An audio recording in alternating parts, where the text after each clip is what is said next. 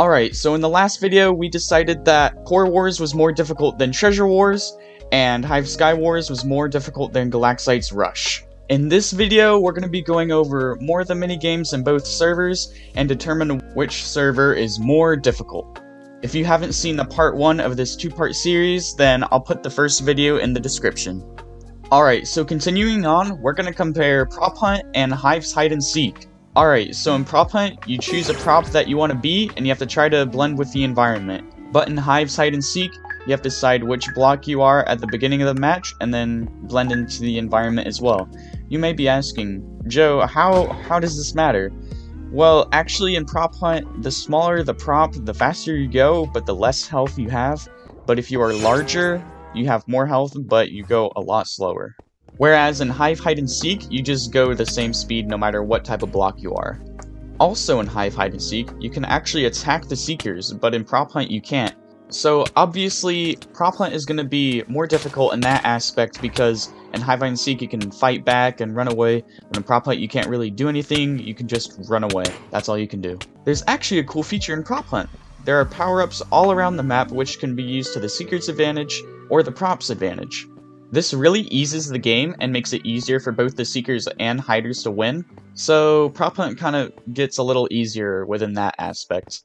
However, in Hive Hide and Seek, at a certain point in time, you're able to see which blocks are left, so that makes it easier as well. Both Prop Hunt and Hive Hide and Seek have aspects to them that make it both easy and hard. It's a lot easier for Seekers to find props in Prop Hunt, but in Hive Hide and Seek, it's a lot more difficult for the Seekers to find hiders in there. After thinking about it a lot, I've decided that Hive Hide and Seek is more difficult than Prop Hunt, for the reason that in Prop Hunt, you get a bunch of power-ups in-game that can help both the Seekers and the Hiders, which eases up the game a lot more, but in Hive Hide and Seek, there is no power-ups. The only advantages in Hive Hide and Seek are the wooden swords that the Hiders get, and the block indicators that the Seekers get to try to figure out what blocks are left. Okay, so now that we've finished Prop Hunt, let's move on to Chronos and survival games. These two games have very different game mechanics, so I'm going to try my best to test out which one is more difficult. All the chests and shulker boxes are distributed at generally the same place all around the map, but in Chronos, there's different types of chests that can give you better loot, and in survival games, there's also a little variety of all the loot drops that you can get. There's regular wooden chests, which give you pretty average loot. There's ender chests, which give you above average loot. There are little airdrops, which give you really good loot. And then there's little cash cows, which give you really good loot as well. What these two games have in common is that they're both pretty much RNG based, but take a little bit of skill on knowing the map to better yourself to get better loot. However, the major difference between these two games is the loot inside of all the chests or shulker boxes that you get. In survival games, everyone pretty much has the same type of loot, which is mainly chain, iron, or a little bit of diamond gear, along with an iron sword, stone sword, or a diamond sword. But in Chronos, there's a more variety of the loot that you can get. You can get 5 tiers of a bow, a sword, and armor. There's also different varieties of little power-up type items, I guess, like the feather, the flame rod, the smoke bomb, you know, stuff like that. What this basically means is that it's more difficult to go against someone in Chronos because they could have really good armor while you're still scavenging to find actual good armor, whereas in survival games, you'll just mainly go against people that have the same type of loot as you. Another key difference between these two games is how many lives you have.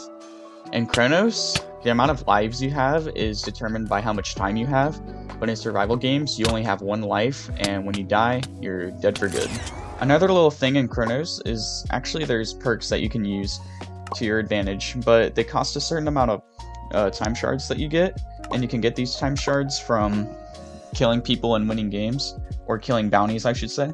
This really makes the game more difficult for others, but makes it easier for you, depending on how your strategy works.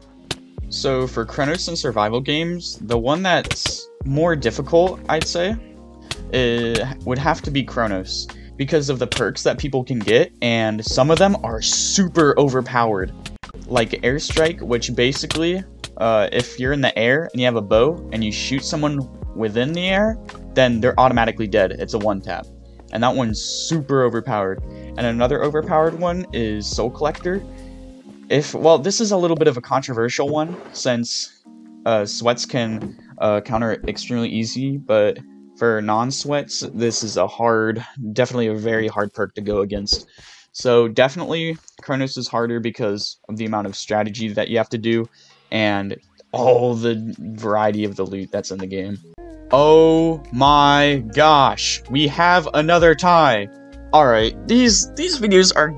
Oh my gosh, these videos are super hard to make, just for the amount of factors that play into them. I'll definitely be making a part 3 next week. I can't believe I'm making a part 3. I'm probably going to be doing Death Run and Hyper Racers and Fill the Gaps and Just Build. So stay tuned for next week, because finally this series is already taking a while. So if you like this video, be sure to leave a like and subscribe, and I'll see you guys next week. Peace!